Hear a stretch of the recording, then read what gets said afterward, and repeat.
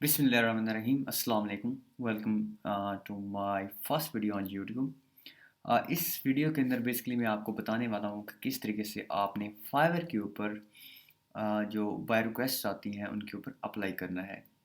मैंने काफ़ी लोगों को देखा है जो कि फाइवर के ऊपर बाय रिक्वेस्ट के ऊपर अप्लाई करते रहते हैं और उनको कोई उससे जो आउटकम्स हैं वो नहीं निकलती और उसके बाद काफ़ी लोग मायूस होके फाइवर को छोड़ जाते हैं और बाकी लोगों को भी वो सलाह दे रहे होते हैं कि फाइवर के ऊपर अगर आप न्यूज़ सेलर हैं तो आपको प्रोजेक्ट नहीं मिलते।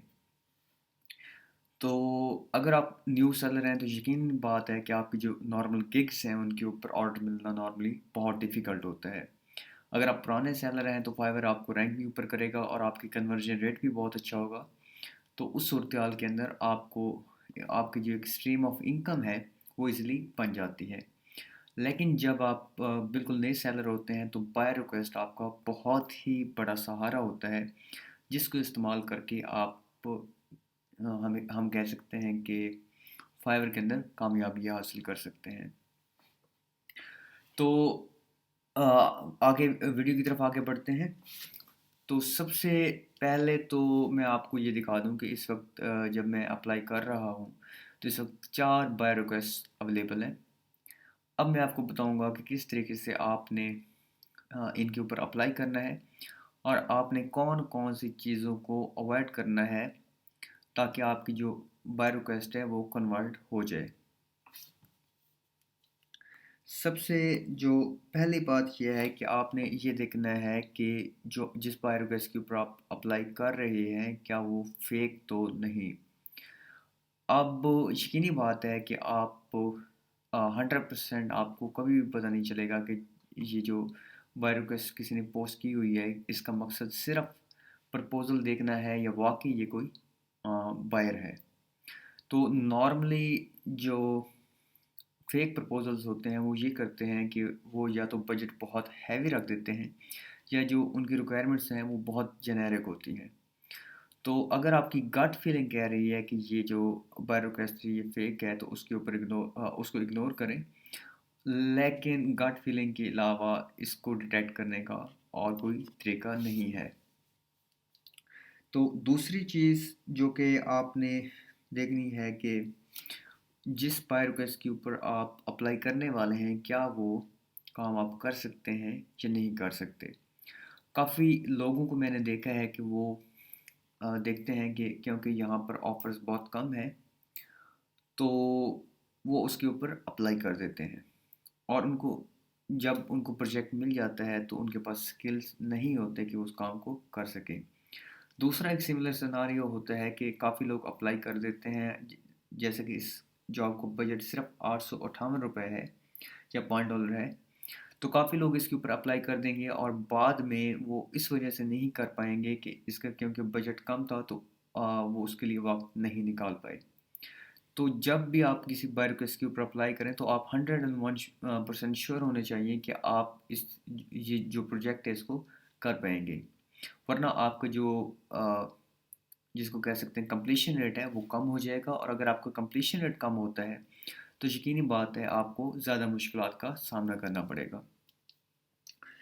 अब बात करते हैं कि बाय रिक्वेस्ट के ऊपर एग्जैक्टली अप्लाई कैसे करना है। इससे पहले एक और पॉइंट की तरफ फोकस कर लेते हैं। ऑल दो कि आपने ये देख लिया कि ये आप काम कर सकते हैं। अब आप देखते हैं कि जो बायर है उसने बजट 5147 रुपीज़ मेंशन किया हुआ है। नॉर्मली अगर आप न्यू सेलर हैं तो आई वुड रिकमेंड कि आप बजट की परवाह किए बगैर काम को कर दें।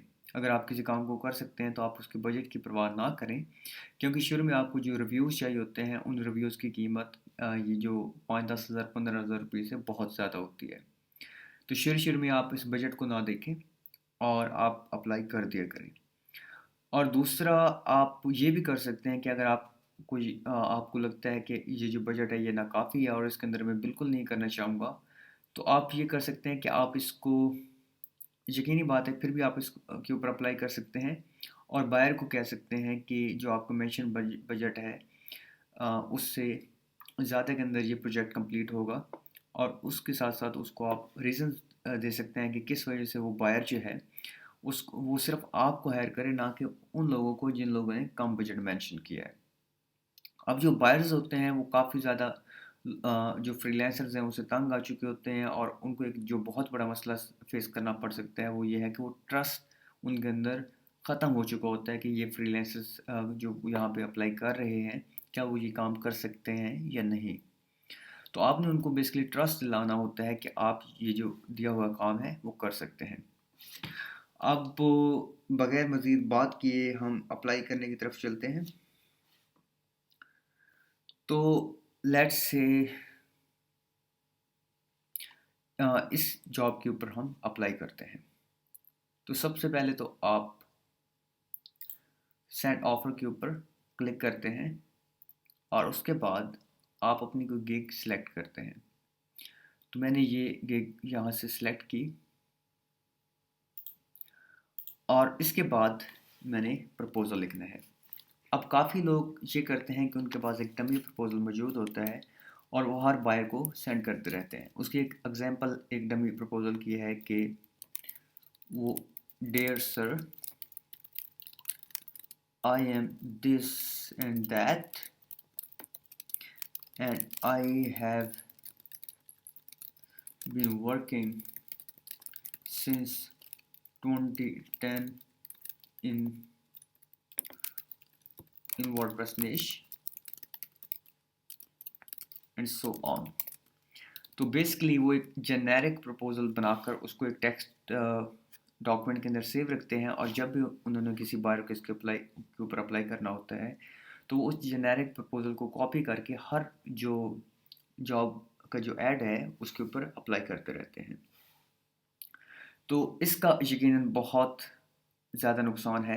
देयर आर चांसेस कि आपको रेयरली जेनेरिक प्रपोजल से प्रोजेक्ट मिल जाए, लेकिन नॉर्मली आपको जेनेरिक प्रपोजल सेंड करने के बाद मायूसी होगी।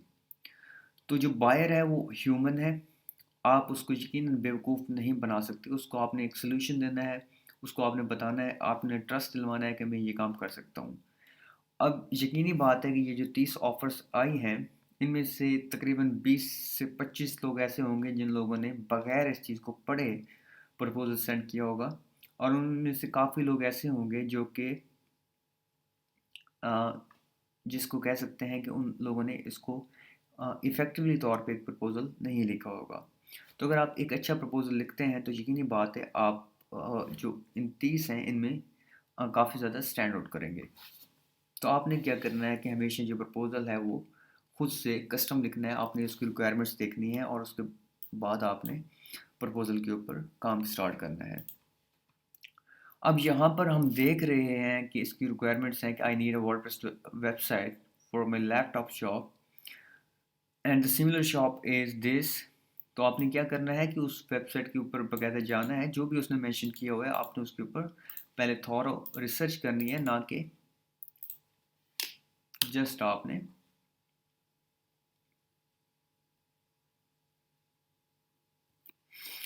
तो हम उस वेबसाइट के ऊपर जाते हैं। उसने मेंशन किया हुआ है कि सिमिलर वेबसाइट लाइक, तो okay okay the funny thing is this is a fake proposal, क्योंकि मेरी गट फीलिंग कह रही है कि ये जो भी जिसने बाय रिक्वेस्ट पेश किया है उसका सिर्फ मकसद इस वेबसाइट के ऊपर ट्रैफिक लेकर आना है, क्योंकि ये जो वेबसाइट है ये किसी भी लिहाज से इंस्पिरेशनल वेबसाइट नहीं लगती। तो इसके बाद हम किसी और प्रपोजल की तरफ बढ़ते हैं।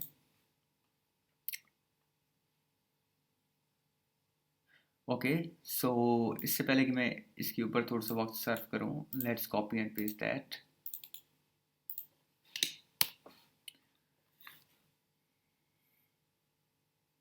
Okay, so this looks like an inspirational site, something कि जिसको मेरी गट फीलिंग कह सके कि यार वाकई ये कोई सही बायर है जिसने उसको इंस्पिरेशन के तौर पे मेंशन किया है। तो उसने मेंशन किया हुआ है कि मुझे इस तरह की वेबसाइट चाहिए। अब यकीनी बात है कि इस तरह की वेबसाइट बनाते हुए आपको काफ़ी दिन लग सकते हैं।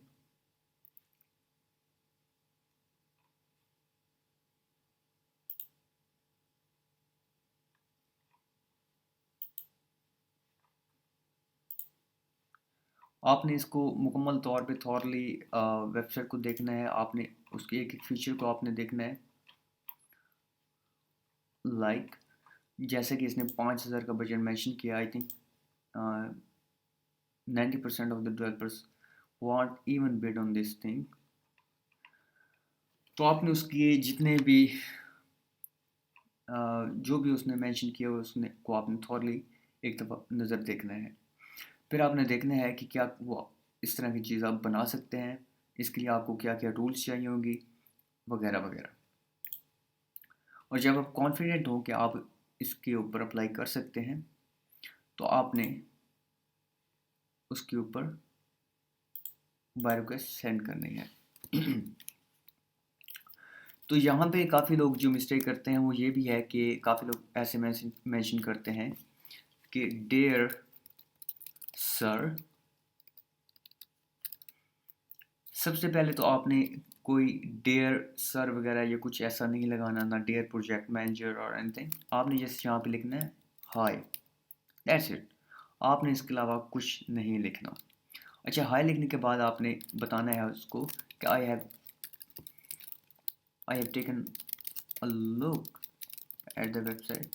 ऑल्सो मेरी टाइपिंग स्पीड थोड़ी सी यहाँ पे स्लो रहेगी क्योंकि मैंने एक हाथ के अंदर माइक पकड़ा है, तो प्लीज़ बेयर विद मी। तो यहाँ पे है I have taken look at the website and it looks great. लेकिन यहाँ पर मैं ये भी मेंशन कर रहा हूँ कि जो आपने बजट मेंशन किया हुआ है वो उसके अंदर ये काम करना मेरे लिए मुश्किल होगा।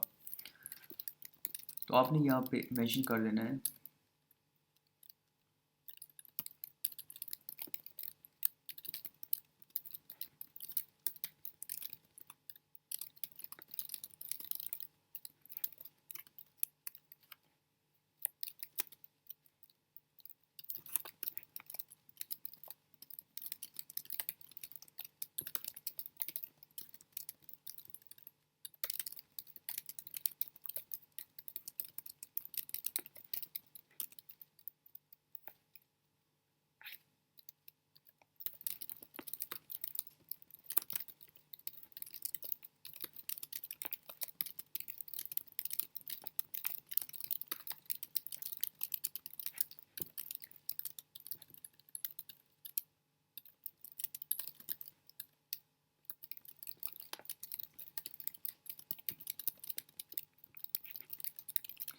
तो यहाँ पर सबसे पहले तो मैंने उसको उसको जो मैंने बजट जो बयान करना है उसकी मैंने आप वहाँ पे उसको जस्टिफिकेशन देनी है कि जो आपने मेंशन बजट किया हुआ है उसके अंदर इस काम को नहीं किया जा सकता।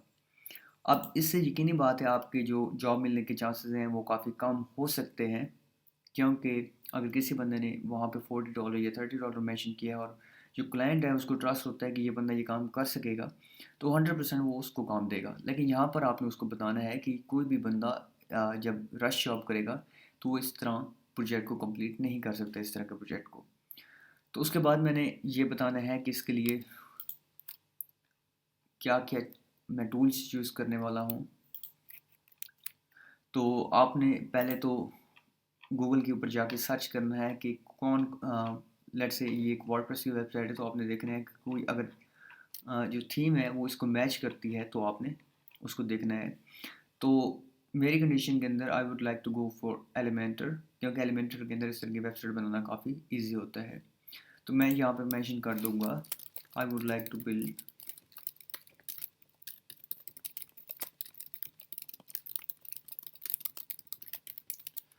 तो यहाँ पे और इस तरह आपने वो पूरी टेक्नोलॉजीज लिखनी है जिनके ज़रिए आपने जो प्रोजेक्ट है उसको फिनिश करना है। और यहाँ पर क्योंकि वीडियो के अंदर हमारे पास वक्त कम है तो मैं थॉरो रिसर्च नहीं कर रहा, लेकिन आप जब भी ऐसे कोई किसी प्रपोजल के ऊपर अप्लाई करना है तो मेक श्योर करें कि आप थॉरो रिसर्च करें और उसके बाद यहाँ पे सोल्यूशन को लिखें। आपने ये मेंशन करना है कि कौन कौन से इसके अंदर प्लगइन्स इस्तेमाल होंगे, कौन सी इसके अंदर थीम्स इस्तेमाल होगी, कितने दिन इस प्रोजेक्ट को कंप्लीट करने में लगेंगे और इस तरह की कुछ और डिटेल्स। अच्छा, एक और चीज़ जो कि मेरे लिए शुरू में बहुत ज़्यादा इफ़ेक्टिव साबित हुई, जब मैंने फाइवर के ऊपर काम स्टार्ट किया, तो शुरू में मेरे जो प्रपोज़ल्स हैं उनके अंदर जो कन्वर्जन थी वो काफ़ी कम थी। तो मैंने एक काम किया कि मैं एक स्क्रीन कैस्टोमैटिक नाम की वेबसाइट है, वहाँ पे मैं क्या करता कि वहाँ पे वो स्क्रीन रिकॉर्डिंग की सॉफ्टवेयर है, तो मैं क्या करता वहाँ से स्क्रीन रिकॉर्डिंग करता। मैं क्लाइंट की वेबसाइट के ऊपर जाता, या जो उसने वेबसाइट इंस्पिरेशन के लिए दी है तो उसके ऊपर जाके मैं रिकॉर्डिंग करता, और रिकॉर्डिंग के अंदर मैं बताता कि किस तरीके से ये जो जो गिवन पार्ट्स हैं उनको बनाया जा सकता है। तो बेसिकली मैं राइट लिखने के बजाय मैं वीडियो प्रपोजल बनाता, उसको अपलोड करता किसी क्लाउड के ऊपर, और उसके बाद उसका जो लिंक है वो यहाँ पे मेंशन कर देता था प्रपोजल के अंदर, और उससे जो मेरा कन्वर्जन रेट है वो तकरीबन 3 गुना बढ़ गया। यानी कि जहाँ पे मुझे पहले हर 5 से 6 या 7 एप्लीकेशंस के बाद एक रिप्लाई आ रहा था, वहाँ पे मुझे हर दूसरे या तीसरे एप्लीकेशन के ऊपर रिप्लाई आना स्टार्ट हो गया। तो जो वीडियो प्रपोजल्स हैं वो बहुत ही ज़्यादा इफेक्टिव हैं, आल्दो जो फाइवर है वो वीडियो प्रपोजल्स को डायरेक्टली सपोर्ट नहीं करता, लेकिन आप अगर आप किसी थर्ड पार्टी होस्ट के ऊपर उनको अपलोड करके फाइवर के ऊपर उसका लिंक मेंशन करेंगे, तो आई थिंक फाइवर को इससे कोई इशू नहीं होगा।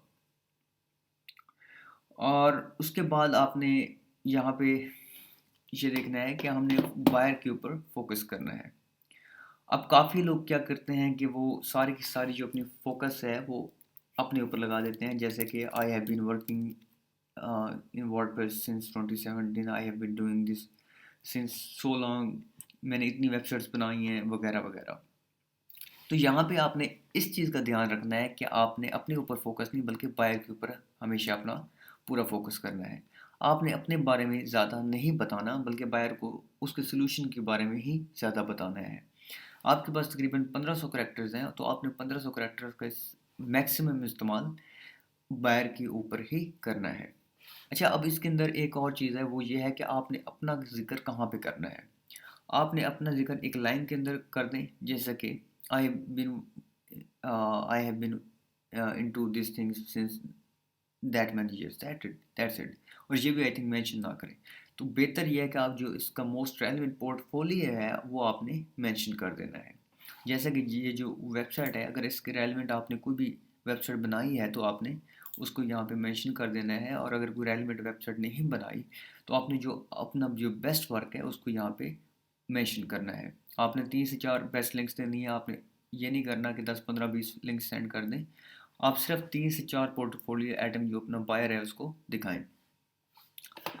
और इसके अलावा बात करते हैं, आपने इसको रोबोटिक नहीं करना।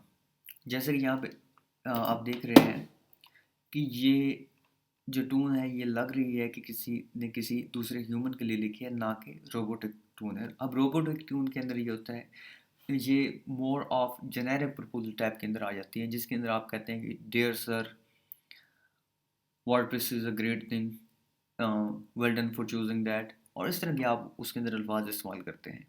यकीनी बात है इससे बायर के ऊपर बहुत बुरा असर पड़ता है, और उससे जो आपके प्रोजेक्ट मिलने के चांसेस हैं वो बहुत कम हो जाते हैं। और उसके बाद आई थिंक दैट्स इट। और इंशाल्लाह अगर आप इन जो मैंने चीज़ें मेंशन की हैं, आल्दो इनको मैं डिटेल में बताते हुए मुझे काफ़ी वक्त लगा है, तो जो भी मैंने चीज़ें मेंशन की हैं, अगर आप इनको फॉलो करेंगे तो इंशाल्लाह आप बहुत जल्द बेहतरीन प्रपोजल लिखना स्टार्ट हो जाएंगे। और इसके साथ साथ इंशाल्लाह आपकी जो फाइवर की जर्नी है वो भी स्टार्ट हो जाएगी। तो that's it for the video. इंशाल्लाह मैं इस तरह की मज़ीद वीडियोस यूट्यूब के ऊपर डालता रहूँगा। और इसको आर्टिकल में देखने के लिए आप जो डिस्क्रिप्शन में दिया गया लिंक है उसके ऊपर क्लिक करें, और वहाँ पर मैंने आर्टिकल का लिंक मेंशन किया हुआ है। Thank you very much. अल्लाह हाफिज़।